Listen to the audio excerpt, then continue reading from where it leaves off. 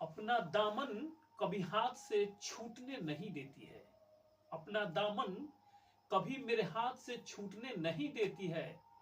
गलतियां करके भी मुझे रूठने नहीं देती है। गलतियां करके भी मुझे रूठने नहीं देती है। और बेवफाई तो उसके रग रग में शुमार है। और बेवफाई तो उसके रग रग में शुमार है। मगर एक हुनर है उसमें कि बेवफाई करके भी दिल टूटने नहीं देती है। नमस्कार, आदाब, सत श्री अकाल। मैं हूं समीर आयोग और आप देख रहे हैं रियल स्टोरी। आज की जो सच्ची घटना मैं आपको बताने जा रहा हूं, ये घटना है नॉर्थ ईस्ट की। नॉर्थ ईस्ट में तमिलनाडु की। तमिलनाडु में एक जिला लगता है कृष्णागिरी, और उस जिले में एक जगह है पंचमपल्ली। पंचमपल्ली एरिया में एक सरकारी स्कूल है। एक सरकारी स्कूल में मिडिल स्कूल है, और उसमें उस स्कूल में पढ़ने वाली एक बच्ची जो कक्षा 8 की छात्रा है, उम्र उसकी 13 से 14 साल के अंदर है। वो स्कूल में पढ़ती है, मगर वो एक माह से अपने स्कूल में नहीं जा रही है। तो उसकी माँ 2 दिन, एक दिन, एक हफ्ते नहीं गई, तो शायद सोची होगी कि मन नहीं करता होगा या किसी वजह से नहीं जा रही होगी। लेकिन एक माह जब वो स्कूल लगातार नहीं जाती है, तो उसकी माँ एक दिन उसके बिठाकर पूछती है कि बेटा, तुम स्कूल क्यों नहीं जा रही हो? क्या बात है, मुझे बताओ, क्या तुम्हें दिक्कत है? तुम्हें कोई मारता है, कोई डांटता है, या कुछ और भी दिक्कत है? क्या प्रॉब्लम है कि तुम स्कूल नहीं जा रही हो? तो बच्ची अपनी माँ से एक बात बताती है, जो भी उसके ऊपर बीती थी उस बात को बताती है। तो उसकी माँ इस समाज के लाज लिहाज से सोच करके वो चुपचाप अपने घर में वैसी बैठी रह जाती है जैसे कि वो पहले थी। अपनी बच्ची को फिर स्कूल जाने के लिए फोर्स नहीं करती है। फिर एक दिन उस स्कूल के जो प्रिंसिपल होते हैं, वो सूचना भिजवाते हैं किसी चपरासी से कि आपकी बच्ची जो 8वीं क्लास की बच्ची है, वो स्कूल नहीं आ रही है इतने दिनों से, क्यों? तो ये बच्ची, उसके माँ और पिता दोनों स्कूल में जाते हैं और प्रिंसिपल से अपनी बात उस बच्ची के द्वारा बताए जाते हैं। बच्ची दरअसल बताती है कि जो उसके क्लास में टीचर हैं, वो 3 टीचर हैं। तीनों के नाम वो बताती है अपने प्रिंसिपल से, और कहती है कि इन लोगों ने हमारे साथ गलत किया है। उस लड़की के साथ उन लोगों ने गैंग रेप किया था। यानी रोज उसे बेवजह टच करते थे, और इस तरीके से धीरे धीरे वो बच्ची लाज, शर्म या डर किसी से वो बताती नहीं थी, और धीरे धीरे ये तीनों आगे बढ़ते गए और उसके साथ दुष्कर्म किया। वो लड़की इस चीज को सह नहीं पा रही थी कि अगर जाएगी तो फिर उसके साथ ऐसा हादसा होगा। वो किससे कहे, क्या कहे? शर्म भी थी, डर भी था, भय भी था।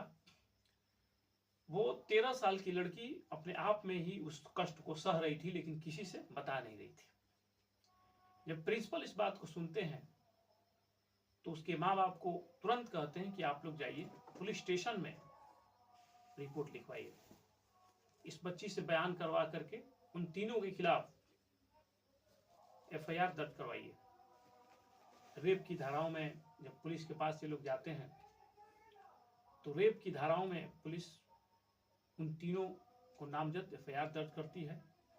प्रिंसिपल अपनी तरफ से, जो वहां के महिला आयोग हैं, और जो भी उस बच्ची को मदद की जरूरत पड़ी, उस प्रिंसिपल साहब ने किया।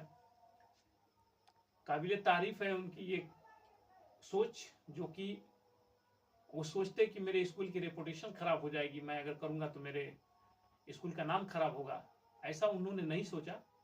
अगर कोई गलत किया है तो उसको उसकी सजा मिलनी चाहिए, और उन्होंने वही कदम उठाया। आज के समाज में ऐसे लोग कम मिलते हैं जो उन्होंने बहुत ही अच्छा काम किया है। पुलिस वहां जो पंचमपल्ली एरिया था, लोगों को सुनने के बाद वहां के एरिया में एक आंदोलन खड़ा हो जाता है।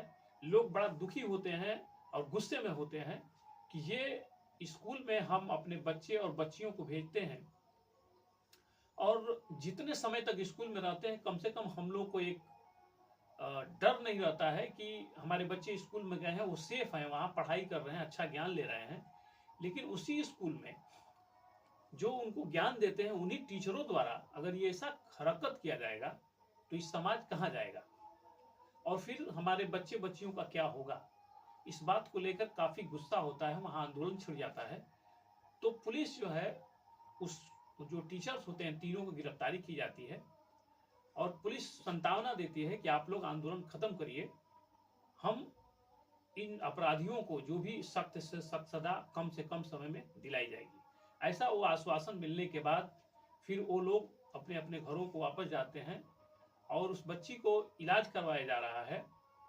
उसका जो दिमागी संतुलन बिगड़ा हुआ है, इसकी वजह से जो दरिंदों ने उनके साथ किया है, उस चीज को लेकर उसका काउंसलिंग भी हो रहा है और जो भी उसका ट्रीटमेंट है वो कराया जा रहा है। चूंकि प्रिंसिपल साहब ने बहुत ज्यादा इसमें सहयोग किया है, इस जो परिवार डरा सहमा था, इसको एक बल भी दिया है, उनको हौसला दिया है कि आप लोग ऐसा करिए और अपने समझ से जो भी इस समाज के अच्छे कार्यकर्ता हैं, सामाजिक कार्यकर्ता हैं, उनको भी ये सूचना दे करके लोगों को जागरूक करने का भी काम कर रहे हैं। तो दोस्तों, आज ये जो घटना हुई है, ये जो हुआ होगा तो 3 जनवरी को इसने अपनी मां को बताया था, लेकिन उससे 1 माह पहले यानी 2-3 दिसंबर में ही ये घटना उस बच्ची के साथ घटी होगी। तभी वो 1 महीने स्कूल नहीं गई।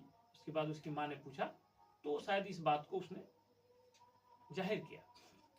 तो दोस्तों, आप लोग इस कहानी को सुनने के बाद ये ज्ञान मिलेगा, ये जानकारी होगी कि कहीं कुछ भी हो सकता है। इसलिए अपने बच्चे बच्चियों को सतर्क रखें कि थोड़ा सा भी अगर कहीं से उनको क्ली मिल जाता है कि नहीं, कोई किसी की गलत नजर से छू रहा है, गलत नियत से छू रहा है, तो तुरंत वो अपने माँ बाप को अवगत कराएं, ताकि आगे की उनकी जो घटनाएं होती हैं इस तरह की, वो न हो पाए। इसमें डरने की कोई बात नहीं। अगर कोई भी टीचर जिसके साथ हम रहते हैं, वो कोई हमारा दोस्त या कोई इस तरह का रिश्तेदार अगर किसी बच्ची के साथ गलत जगह छूता है, गलत तरीके से टच करता है, तो उसे तुरंत अपने गार्जियन से, अपने अभिभावक से बताने की जरूरत है।